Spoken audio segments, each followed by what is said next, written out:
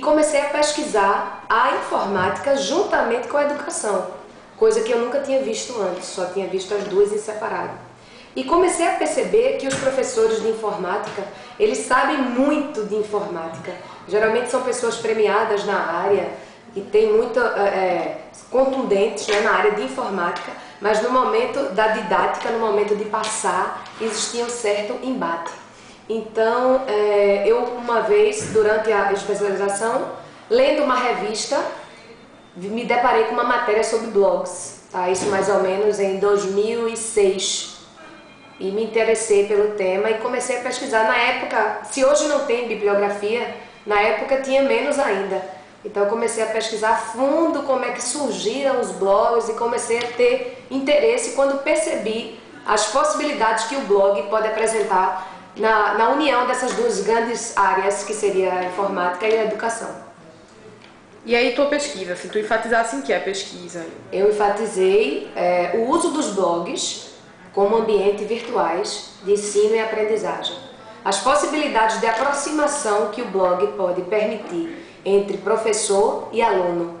A facilidade de se ter uma ferramenta sem ter a necessidade de algo rebuscado, de ter a necessidade de conhecimento específico na área de informática. Hoje em dia é como se fosse uma receita de bolo. Qualquer pessoa pode ter um blog, né? É só seguir os passos e pronto, seu blog está pronto. Não é diferentemente dos ambientes que são predominantemente usados na educação, que são os LMS, os Learning Management Systems. Por exemplo, o Moodle é um grande LMS e é um sistema que requer um certo conhecimento da área de informática para você poder lidar com ele. Os professores já têm, assim, num caráter bem geral, uma certa resistência à informática. E quando se deparam com um ambiente, uma plataforma que precisam de uma formação mais específica, aí a resistência tende a ser maior ainda. O blog vem quebrar essa distância que existe entre o professor, isso generalizando, e a tecnologia, e a informática, e o ambiente virtual de aprendizagem.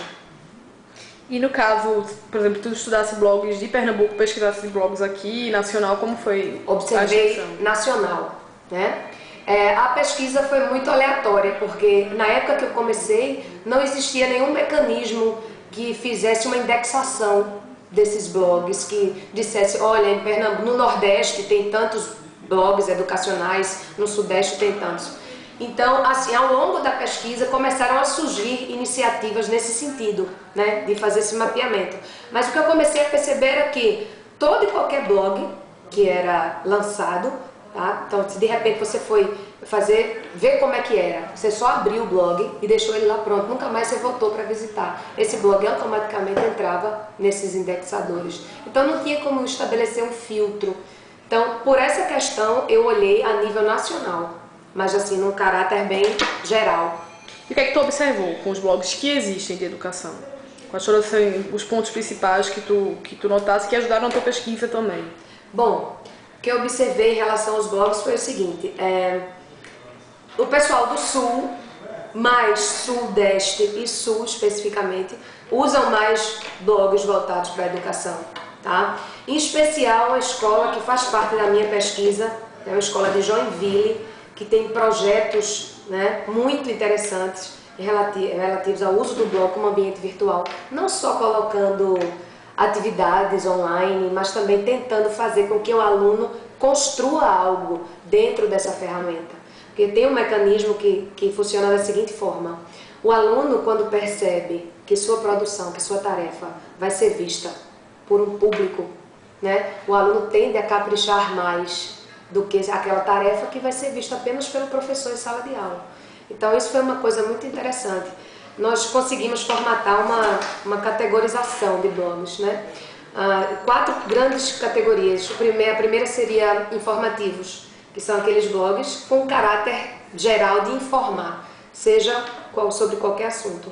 Em segundo lugar, os interativos / educativos, que são aqueles blogs com ações voltadas educativas, né, para a educação, mas que provocam uma interação, que chamam o aluno para interagir, para troca de ideias. A terceira categoria escolares, educacionais, que já são blogs, assim, predominantemente de instituições acadêmicas, né, de escolas, mas que eles têm um layout mais fechado, um formato mais acadêmico mesmo, o que causa um certo embate na hora do aluno interagir. O aluno vai, visita, percebe que tem coisas interessantes, notícias de estágio, por exemplo, pesquisas até, mas não existe uma interatividade espontânea, tá?